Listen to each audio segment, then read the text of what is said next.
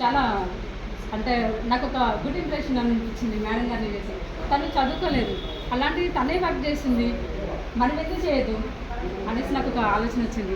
వెంటనే 18 సెకండ్లో నా ఐడి నేను మేడం గారికి ఇవ్వడం జరిగింది.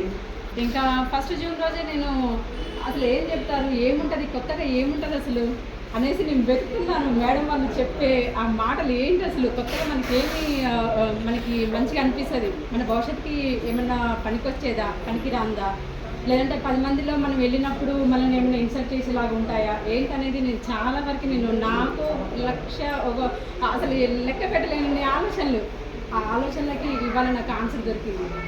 అది 3 days సెషన్ జరిగిన రోజు. ఆ 3 daysలో నాకు అనిపించిందండి. నాకు ఎంత ఎగ్జైట్ అంటే ఆ 3 days సెషన్లో నా ఫ్యూచరే కాకుండా నా పిల్లల ఫ్యూచర్, వాళ్ళ పిల్లల ఫ్యూచర్ దీంట్లో ఖచ్చితంగా ఉంది. ఇంకెక్కడ దొరకదు ఇలాంటి ఆపర్చునిటీ. ఇంకా ఏంటంటే ఉమెన్ బయటికి వెళ్తే సెక్యూరిటీ అనేది దానివల్ల లేడీస్ ప్రాబ్లం బాగా ఎదుర్కొంటారండి.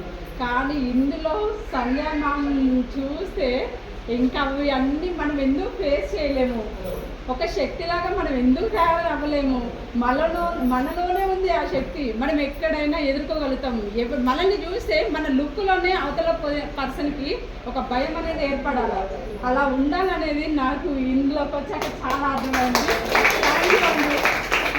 ఏంటంటే ఈ వెస్టేజ్లోకి వచ్చాక ఒక భేదం అనేది లేదండి. ఆడ మగ అనే భేదం, చిన్న పెద్ద అనేది ఏమీ లేదు. ఒక ఫ్యామిలీని చూసినట్టుగా అనిపించిందండి నాకు ఫ్యామిలీ లేదు, అది జస్ట్ చిన్న అమ్మ నాన్న అంతే. అది కూడా వాళ్ళు దూరంగా ఉంటారు.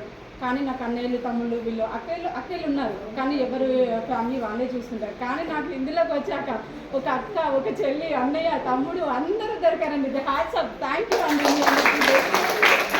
థ్యాంక్స్ చెప్పుకుంటున్నాను నేను. ఇందులోకి వచ్చాక అసలు ఒక ప్రౌడ్ అనేది కూడా ఏ పర్సన్లో నాకు కనిపించట్లేదండి. అది ఎవరిలోనైనా నాకు ఎక్కడ కనిపించలేదు. నేను ఎవరితోనైనా మాట్లాడాలన్నా కూడా నాకు షవరింగ్ వచ్చేది. నేను ఖమ్మంలో ఎన్జిఓలో స్వచ్ఛంద సేవా సంస్థలు చేశానండి. కానీ భయపడుతూనే వర్క్కి నేను వెళ్ళేదాన్ని, భయపడుతూనే నేను వర్క్ చేసా. నేను 100 మందిలో నేను మాట్లాడాలంటే, నాకు చేతి మీదకి రావాలంటే నాకు కాదు గడగడ వణికేది. నేను అసలు వెళ్ళకపోయేదాన్ని. ఏదో 4 గోడల మధ్య ఉండే ఒకదాన్ని నేను ఎన్జిఓలో చేసినా కూడా నేను ఎందుకు భయపడుతున్నా నేను అనేసి ఈ జూమ్ మీటింగ్ ద్వారా నేను ఎందుకు మాట్లాడకూడదు, నాలో ఉన్న ఒక ఆలోచన ఎదుటి వ్యక్తిలో కూడా ఒక మార్పు అనేది తీసుకురాగలుగుతుంది కదా అనేసి నేను ఈరోజు మాట్లాడుతున్నానండి. Thank you.